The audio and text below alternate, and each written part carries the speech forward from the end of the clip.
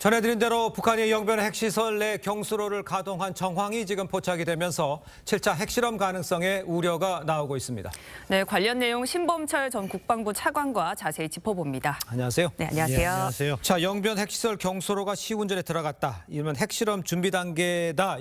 이런 의미로 해석해도 됩니까? 뭐 핵실험 준비라고 직결 연결시키기는 어려운데요. 예. 북한이 핵무기를 만들기 위한 핵연료, 그것은 플루토늄과 농축우라늄이 있는데 이 경수로는 플루토늄을 만드는데 적합한 시스템이거든요. 예. 그렇기 때문에 북한의 핵무기를 만들기 위한 핵물질이 기하급수적으로 늘 수 있다 하는 우려를 저희가 해야 되는 거죠. 네, 지금 기하급수적으로라고 말씀을 하셨는데 그 핵무기의 핵심 연료인 플루토늄이 현재 수준보다 4~5배 정도도 만들 수 있다 이런 얘기도 나오고 있거든요. 예. 이게 얼마나 위협적인 수치인 건가요? 그렇죠. 그러니까 과거에 그 영변 우리가 원자로 하면 5메가와트 원자로였는데 예. 거기에서는 2년에 한 번씩 몇 개 분량밖에 안 되거든요. 네. 근데 그것이 한 서너 배, 4~5배로 증가되기 때문에 북한이 핵탄두를 쌓아놓을 수 있는 양이 엄청나게 증가될 수 있다. 그렇기 때문에 북한의 핵 능력이 강화되는 것이고 우리로서는 네. 그것이 상당한 위협으로 이렇게 느껴질 수밖에 없는 거죠. 그럼 핵탄두 기하급수로 증대할 수 있다는 그 가능성은 있는 겁니까? 진짜로? 그럼요. 거기서 나오는 핵 물질이기 때문에 예. 그것이 그대로 핵탄두로 적용이 되기 때문에 양이 확실히 늘어납니다. 그것만큼은 예. 저희가 부인할 수 없는 거죠. 그렇군요. 네. 또 이제 북한은 지난 3월에 이 소형화된 전술 핵탄두 화산 30일을 공개했는데요. 네. 이번 경수로 가동이 이제 북한의 핵탄두 양산 도입의 뭐 신호탄이라고 볼 수 있을까요? 예, 뭐 어느 정도 신호탄이라고 볼 수 있을 거예요. 왜냐하면은 이게 이제 전술핵과 같은 경우에는 전술 핵 실험이 필요한데 그것과도 연계될 수 있다고 보는데 북한이 이렇게 핵물질을 많이 쌓아두는 것은 결국 핵탄두를 만들기 위한 것이고 네. 그런데 전술핵과 관련해서는 사실은 아직 핵실험을 하지 않았어요. 그렇기 때문에 기존의 핵탄두를 만드는 데도 적용이 되겠고 예. 또 전술핵과 관련해서는 이제 어느 시점에서 전술핵 실험을 하지 않을까 그런 생각을 하게 되는데 그게 이루어진다면은 그 쌓아놓은 핵물질을 전술핵 탄두에 그대로 적용하겠죠.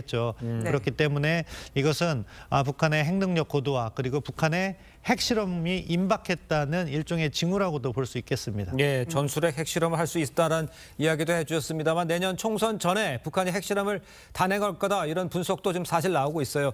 여기에 대해서는 어떻게 전망을 하십니까? 뭐 그 가능성 배제할 수 없다고 봅니다. 예. 왜냐하면 북한이 과거에 핵실험을 할 때는 두 가지 목적이 있었어요. 예. 하나는 기술적 진전을 확인하는 것이고 다른 하나는 정치적으로 미국이나 한국 정부를 압박하기 위한 그런 목적이 있었는데요. 예. 내년 같은 경우에는 1월 초부터 미국 대선의 경선, 아이오와 코커스를 시작으로 해서 경선이 시작되죠. 네. 또 한국에는 4월에 총선이 있죠. 그런 부분에 있어서 북한은 정치적으로 그 자신들의 핵무기, 핵실험을 활용하기가 아주 좋은 시기다. 이렇게 판단할 가능성이 있습니다. 그렇기 네. 때문에 어느 때보다 핵실험 가능성은 높다 이렇게 평가하고 있습니다. 네. 또 그런가 하면 북한이 이번 주 노동당 중앙위원회 전원회의를 엽니다. 여기서 이제 미국을 향한 강대강 메시지가 나올 거란 관측이 나오는데 어떻게 보시나요? 저도 나올 거라고 네. 봅니다. 왜냐하면 큰 흐름이요. 네. 지금 미중 전략 경쟁에 이어서 우크라이나 전쟁으로 인해서 미국과 러시아 관계가 좋지 않잖아요. 중국과 러시아가 북한을 비호할 수 있는 환경이기 때문에 예. 이때 북한은 미국에 대해서 강경한 발언을 하고 미국을 위협할 수 있다는 걸 보여주려고 할 거예요. 네. 그렇게 해서 북한이 얻고자 하는 것은 우리가 이러한 위협을 멈출 테니까 우리의 핵 능력을 동결하고 기존에 만들어 놓은 핵무기는 인정해라. 이게 네. 북한의 전략의 핵심이거든요. 그것을 하기 위해서라도 이런 기회에 미국에 대한 강경 발언 아주 최대 수준에서 이루어질 거라고 생각합니다. 지금 강경 발언 언급을 해주셨습니다만 김정은 위원장 새 정책 방향도 여기에다 포커스를 맞춰서 이야기를 할까요? 예, 뭐 두 가지로 나눠질 겁니다. 네. 핵무력과 관련해서는 자신들의 성과를 갖다가 홍보하고 그러면서 대미 강경 발언, 대남 강경 발언이 나올 가능성이 높고요. 예. 동시에 그 이면에 어두운 측면이 있잖아요. 그것은 무엇이냐?